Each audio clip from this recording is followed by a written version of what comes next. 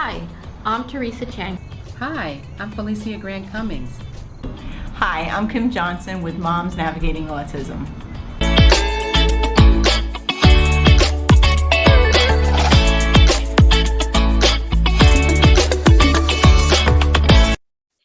We are very excited. What everyone has been asking for, an autism driving school. And this took a little bit of research, and by luck, we ended up going to a conference, and we've met tonight's guest, which is Joel Geller from the Gersh Drivers Education Program. Right. And he is here tonight to tell us all about it. And what I am excited about is that he will take the kids with autism or special needs, and he will teach them to pass their driving permit test all the way to getting their license. Just know this is open to all abilities. It's not specific just for people with developmental disabilities. It's open to all abilities. Oh, wow. No, I did not know that. It is open to all abilities, ADD, ADHD, people with anxiety, anybody that just needs a little more time to learn. It's a non-traditional driver ed program, is what I call it. In New York, in order to get your license under the age of 18, you must take a certified driver education program, which most high schools offer. I do as well. That's a little bit more stringent. Okay, it's under the guidelines of New York State Education and DMV. So there's a lot more to do. It's 16 sessions, either once a week for once a week for 16 weeks, or twice a week for 8 weeks. And it's 36 kids in a class and 4 people in a car. You can't take somebody with autism or some sort of anxiety and put them in a classroom with 36 people. Okay, that's sensory overload. So anybody that's under the age of 18 that wants their license must take a certified driver's ed program. The way that I designed the program was to where it takes New York State Ed out of the picture. They're not going to go for their license until they're at least 18. So it takes New York State education completely out of the picture, which means there are no rules and guidelines as far as New York State Ed goes. I still have to follow the laws and the guidelines for DMV, but not New York State Ed, because they're not going to go for their license until they're 18. So it's a much longer program. Like I said, where your neurotypical driver's ed or your standard driver's ed program is 16 sessions, once a week for 16, twice a week for 8. This program is 48 weeks long. Okay. And it can go longer, and I'll get into that, as we go through it. But the program, it works. I have about a 40% passing rate right now, with people that go for their license. We've been doing this for, I want to say about 5 years. We designed the program and put it together pre-pandemic. Then the pandemic hit, and we're kind of still in it. So it kind of came to a halt and then slowly started again. But we've had people going through the program for, I would say, a good 2 years now. But like I said, the program's almost a year long. The only reason it goes longer than a year has absolutely nothing to do with anything other than Mother Nature. So when we get into phases 3 and 4, like now, I have classes that were supposed to start phase 3. I pushed them off into the spring. I'm not going to have them in a golf cart now when it's dark outside and, disgusting and snow and that. And the same thing in phase 4 with the car. If they start in the nicer weather and they get into the inclement weather, I will let them continue, because they need to learn how to drive in that weather anyway. I just won't start them then. I'll push it off into the spring. That's the only reason it would go longer. I have a question, which is a question an online mother had asked a long time ago, which was, if you have an IEP and you go and take your permit test, does the people at the DMV, do they have to follow the accommodations in an IEP? Some DMVs do, some do not. Okay, it's kind of, you have to call the DMV that you're going to go to, and what they can do is, instead of doing it on paper, they can do it on the computer. They can read the question. You know, you hit a button, the question will read back to you. You can have somebody read you the question. It all depends on the specific DMV. Like I said, not all DMVs will accommodate it, but some will. You just have to call and find the one that'll do it. Okay. I have a question about your classes for the students that you take in. Do you ever deny somebody from taking a class? Like if their parent felt, oh, I really want my child to do this, but you know that this person shouldn't be driving. It's all about giving them the opportunity. Okay. And having them do it. Is everybody going to be able to do it? No. Let's just face facts. It is what it is. Not everyone's going to be able to do it. But we'll, you know, I'll talk to them, we'll meet them, and I will tell the parent, you know, straight out, listen, he can do this or she can do this, but more than likely not going to get their license. But again, it's all about giving them their opportunity to do it. Obviously, you have to be, you know, on the high end of the spectrum. You have to be able to read, you have to be able to follow directions. So you, like I said, you have to be on the high end of the spectrum. But yes, there are times where I will tell a parent, you know, it may or may not happen. But again, it's all about giving everybody the opportunity to do it. Well, yeah, because it's in class first, so you're not really actually on the road yet. I guess you get to learn that person when they come in, and you could see whether they're going to understand the rules of the road or what are their reflexes, I guess. Exactly. Well, the way that this program was designed, okay, is there are 4 phases to the program. The program goes 8 weeks, 16 weeks, 8 weeks, 16 weeks. So the way the program works with the 4 phases, it's a nice, easy, smooth transition from phase to phase, okay? And each phase reinforces the phase before it. Okay. So phase 1 is we help them get their permit, okay? Our textbook is the New York State Manual. My teachers are special ed teachers, and we just break things down. We do a little assessment after each section, and they work on it. They take practice exams, and we explain things in a different way, okay? Let me jump into one of my core values is they don't learn the way we teach. We teach the way they learn, okay? Right. So to give you an example, if I said to you, what's a shoulder? What are you going to do? Point to my shoulder. Okay. Now think of the I didn't even say it. I did. That's okay. Now think of the environment you're in. If I said to you, what's the shoulder of the road? Okay. The shoulder of the road, the side of the road. It's just, that's an easy way for me to explain things like 2, 2, and 2, there, and there. You know, there are different ways to explain things. So it's just, it's an easy way for me to explain to people how we explain to our students. And we take it nice and easy. We show videos. We do practice exams. We have different skill sets for them to work on. They need to have, you know, cognitive thought. They need to know, obviously, how to read. So my teachers will work with them. They sit with the teacher. They go through the manual. They show videos on what needs to be done. And they take as many practice exams as they can. What a lot of people don't know is DMV has a bank of about 200 questions, okay, for a permit exam. So the more tests and the more practice exams you take, the better you'll probably do, because you'll see more and more. You may see 1 question, 2 questions here and there if you take it multiple times. I've had people that have taken it multiple times. They'll almost invariably pass it. So that's phase 1, okay? Phase 2 is a simulator. Now, I can do anything I want on this simulator, from being a beautiful day in the back roads of the country, okay, to being in the city during rush hour, hydroplaning, and everything in between. So this is where they're going to start learning. Like I said, each phase reinforces the phase before.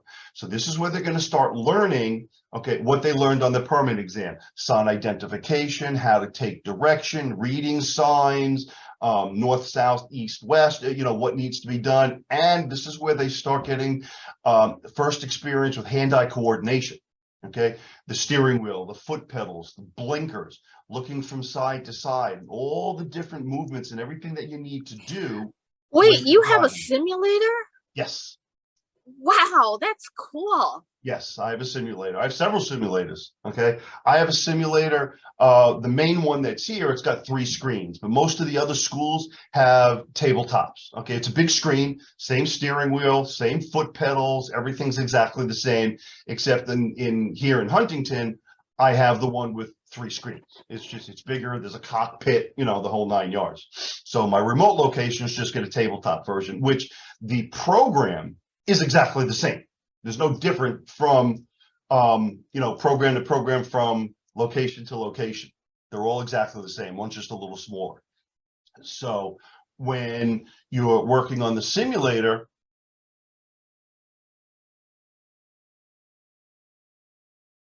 again, you're learning what you've learned on the permit exam and everything that goes along with driving. So now phase 3 is a golf cart. Again, phase 3 reinforces phase 2. Okay. What you learned on the simulator, well, now you're going to use it in something that moves. Same hand-eye coordination, taking direction from the teacher, looking in different directions, but now you're going to start feeling, okay, what it's like to look, to slow down, to speed up, to hit the brake. When you're, if you ever played a driving game, okay, when you're on a driving game, okay, and you turn the steering wheel, okay, the screen looks like it turns. You're in a golf cart, you turn the steering wheel, guess what? You turn. So it gives you that feeling of what it's like. Okay, and we set up courses, and we have mini signs, and there's an instructor with them, so they know to come to a corner, slow down, look in different directions. Again, just like they're on the simulator. Okay, and then we go to phase 4. Okay, phase 4 is an actual car. Okay. And again, it reinforces everything that you learned in phase 3, except now you're just doing it in a real car. Now, after phase 1, you can go down and take your permit. Is everybody ready to take their permit right after they complete phase 1? No, it's just the way that it is. If you go down and you take your permit and you do not pass your permit exam, it will not stop you from going on to phases 2 and 3. Phase 2 is just a really expensive video game in a classroom. Phase 3 is a golf cart on, private property. Phase 4, that's law. Okay. You can't get behind the wheel of a car unless you have your permit. Now, I always find a driving school to work with that has the driving school. It's got the second brake. It's got everything that is required by New York State DMV in order to teach somebody how to drive. And then you do that for 16 weeks. After that, is everybody ready to take their road test? No. Even in your regular standard driver's ed, a lot of people are not ready to take their road test. It is what it is. I just had a student, took him 4 times, okay, taking his road test, but he passed. He finally passed. Now, not everybody succeeds the 4th time, okay? Many times, you must fail in order to succeed. Okay, that's life. You take a test. If you don't pass it, you failed it. But it's a learning experience. When they finally get their license, it gives them independence. What's the ultimate in independence? To be able to get up and go where you want, when you want. Driving a car is a responsibility. A lot of people, regardless, just don't think. You're behind the wheel of a 2 to 3 ton piece of machinery. Yeah. Okay. A lot of people they take it for granted. Okay. So it allows them their independence. It allows them to get a job. The other thing that this program does is it promotes socialization. How many people do you know that are introverts? Okay. This program, again, promotes socialization. Okay. My first 2 students to ever get their license did not know each other from Adam. They're now best friends. And up until about 2 years ago, when you took a road test, they told you right there and then whether you passed or not. They don't do that anymore. Okay. Now what they do now is they give you a card with a link on it, and at 6 o'clock at night, you go and you put in that link and find out if you passed or not. The reason being is people that did not pass their road test, parents were getting indignant, I guess you could say, and it had gotten not very pretty. So It's a different world we're living in today. It's not the yes, same as when we were kids. that is true, 100%. I had this one student who filmed herself, okay, looking to see if she passed. She passed. She found out she passed. I cried right along with her. It's such a great feeling and an accomplishment, okay, for people to get their driver's license, especially for people that never thought they'd be able to get it. It's bringing more independence to more and more people so they can be, one of these days, someone's going to give me a better word, a regular, everyday part of society. And I love the program. It's a great program. Yeah, no, it sounds like a great program. That's what I was, when you first told me about it, because I met you at the Autism Expo in the city. Mhm. And remember what I said to you? Oh my God, we found one. Because I had been looking, people have asked. I went into groups on Facebook asking, has anybody taught their child how to drive? Did they use an autism driving school? I had heard, I mean, out on the West Coast, there might be one or two that I've heard from people saying that they have, but there was nothing that I could find in New York State. And not like this. The only thing that I have found, okay, is people that will work with people in the vehicle, with some sort of a disability, whether they have ADD, ADHD, autism, whatever it may be. I mean, I have students that have Downs as well. And in a way, it makes me feel good when I hear that, because when I first started to go into this and do this, I figured, and I didn't know anything at that point. There's got to be something like that out there. There has to be. So I looked online and not so much. So I had to create this from the ground up. So when parents say to me, I've been looking for something like this, I know I did my job. We're taking people, like I said, in an easy, smooth transition from each phase. We're not throwing them in the deep end of the pool and saying swim or not. Okay. So it's, more and more people are learning about this program, and looking at getting it into many different counties. Are you familiar with Adelphi University? Yes. Okay, Adelphi University has a program called Bridges. Okay, almost every college has some sort of a program to work with people. Okay, Adelphi is the first college to have my program on campus. And one of the main reasons is they live there. They're there. They don't have to worry about going anywhere to take the program. It's done right in the Bridges office.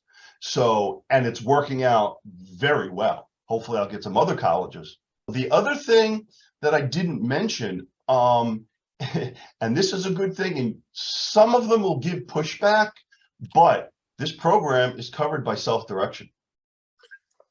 Okay. See, that's good to know. See, under community classes, some of the FIs are going to give pushback, but you can push back on them because I am in compliance with everything that it needs to be. That's good to know, because that's the other thing is a lot of people are thinking, they're sitting there thinking, oh my God, there's a simulator. Oh my God, oh my God, they do everything. How much is this going to cost? That was running through my head, I could tell you what it's going to cost. It's $6,200. It gets billed by phase. Okay, don't get me wrong. Someone wants to give me a check for $6,200. I'm not going to say no, but I bill by phase. It works out to $1,549.75. So I bill by phase. Makes it a lot easier. I will direct bill if need be. So that way the parents don't have to lay anything out. When I invoice, I send invoices to the parents. I do not send them directly to the FIs. Okay, I send them to the parents. Main reason, this is their child's money. They need to know how it's being spent. So I send it to them. They take a look at it. And most of the times anyway, there's something that they have to fill out along with it to submit to the FIs. So I send it to them. They look at it. They know it's being spent. They fill out whatever they have to fill out. They send it to the FI, and the FI sends me a check. So do you have a list of driving schools with instructors that do deal with special needs, that will Ye- take them out for road tests Yes, here on and all Long that? Okay, Island, that's I what I try to was find gonna- somebody, okay. but here on Long Island right now, yes, I have a driving school that I partner with, Okay. who works with people and specializes people with developmental disabilities. She does all my driving down here. Okay. Well, no, I take that back. Not all of it. She does most of it. One of my other teachers who works for Gersh Academy, who's a special ed teacher, also has his certification to teach in the car. So he Mhm. does it as well. So these are all people that work with people with some sort of a disability. Wherever So I your go, instructors and that's only what I, do in, you guys only do in classroom. Do your people actually go in the actual drive with them too? Or no, that's where the driving school yes. takes over? No, You can go, okay. the ones that I have, okay. Mhm. Like I said, the one teacher has her own driving school. She also teaches Okay. classes Okay. for me. Okay, And all the other right. one teaches is certified to teach in the car Okay. as well. Kind of like a guidance counselor. You get a guidance Okay. counselor in ninth grade and they stay all the way with you till you graduate and then pick up a new class. That's what I try to do. Okay. So what usually happens is you find a new area and you basically want to go all over New York State. Is that what you said you wanted to do? Eventually, yeah. Right. Without a doubt. Eventually, yes. So like I said, I'm looking to take it into Westchester County. That's my next spot. Westchester Putnam, Right. So Right. really my only requirement is a space. I need a space in order to teach. I'll hire the teacher, I'll do all the hiring. If I can get someone to donate a golf cart or let me use a golf cart when I need it, that's fantastic. The only other thing I need, which is why I like to go to a school, okay, is most of the times there's property. So either they have a field and I can just set up my cones and everything that needs to be done, or classes don't start until after school, about 4 o'clock, empty parking lot. Other than that, I take care of everything. I'd love to bring it to Westchester Putnam area, depending on where it is. If it's close to you in Putnam, we can draw from both counties. I can Right. put some. You said you're in North, like you're in South. We're in Putnam? northern Westchester. Okay. Like I was kind of asking you your input on like whether your feelings on if you had a student, whether you felt they should have a license or shouldn't, just because they have the right to and they're entitled to. I didn't know if you had any not say over it, but input is what I want to say. Like, like being able to judge somebody saying, I don't know, Sometimes I'll throw in my 2 cents. But the one thing, 2 cents, that's what the one thing I found out though, no matter who you are, what condition, if any, that you have, DMV, Mhm. if you can pass the road test, they're going to give you a license. They have the final say. And that goes back to the other comment. People have it that I don't know how they have it. So, I mean, Okay. it goes back to So that thing. I've had people that passed their road test and I thought there was no way on God's green earth they were going to pass the road test. And then I've had people that have not passed the road test that were straight A students, were great drivers, and it happens. It just, you make a mistake, you get nervous. There's something called white coat syndrome. I don't know if you've ever heard of that before. Yeah, my son has that for the doctor. Okay, it's nervousness is all it is. You get nervous. So it happens. Yeah, I hate people looking over my shoulder while I'm trying to do something for them. I'm like really great, quick to type everything else, and then they stand over and I'm like, come on. Right, you don't know what to do. Right. Can't perform, right? My instructors will tell the parents, listen, he needs or she needs more practice, or this person needs more help with a 3-point turn or K-turn or parallel parking, whatever it may be. My instructors will definitely talk to the parents and say they need help or they're ready. Yeah, So 30 I years have a later, I don't question. have parallels down yet. So there's people who, shouldn't be driving. All right. So if you see, because let's face it, you're taking kids with all sorts of disabilities, and some kids have emotional problems, and they might just take this car and lose their temper and run somebody over. This is just because they're angry. I know where you're going with this. So do you look to see if they might have some anger issues, and does that play into your Yes. decision? So one of the things that I use is something called a screening tool. Okay. There are two things that the parents need to fill out. One is a registration, which is just your regular everyday registration form. And the other thing is called a screening tool. About 95% of the questions on the screening tool are driving based questions, but there are about, I don't know, 4 or 5 basic medical questions that we need to know. After all, they're going to be with us. And believe it or not, that's one of the questions. Do they have a temper? Do they hit people? So there are basic questions that we do ask, and we review them, and we'll make our decisions from there, and we'll keep an eye on people as they progress through the different phases. My teachers work with them to have them deal with everything that they may have to deal with on the road, from somebody that's in front of them that's slow to somebody that cuts them off and gives them the international sign for hello. If they get pulled over by the police, on how to handle that situation and distractions. We had a student once that was on the simulator, and the other students were doing whatever they were doing, and they were distracting him. And he said to the teacher, I can't do this. They're too distracting. I can't do this. And he said, this is something you're going to have to learn to deal with, because when you're driving, if it's raining, if somebody cuts you off, police sirens, fire engines, there's a lot of distractions on the road. You have to be proactive and reactive, and that has a lot to do with distractions. So we work with that. If anybody else wants Joel's program, the Gersh Drivers Education Program, to come to their local area, you should contact him, and we'll put a link to his driving program and his contact information. Right. We'll put in the contact information, but my website is www.gersh, which is GERSH, academydriversed.com. And my phone number is 631-416-7224. Give me a call, look at the site. If you go to the site, you're going to want to click on the link that says extended program. Right. And he basically needs a room for 48 weeks, and he needs a parking lot. He would prefer to work with a school, but he needs places where he can set up, Right. as I would say, shop, so that he can teach your kids to drive. And this is ongoing. I mean, I have several classes. I mean, I have classes now down here. I have all 4 phases going. So basically, I have classes going all year long, because as soon as one finishes, I backfill it with a phase 1 class. Right. And it's great because it's covered through self-direction. It's great to have you on the show. Thank you so much for joining us. Hopefully we'll get the word spread, and hopefully, very shortly we can have a program up in, Westchester, Putnam area, and we can start getting more and more people independent. We want to thank Joel Geller from the Gersh Drivers Education Program for joining us tonight and telling us about his wonderful program. We want to thank Altis for providing us with this platform.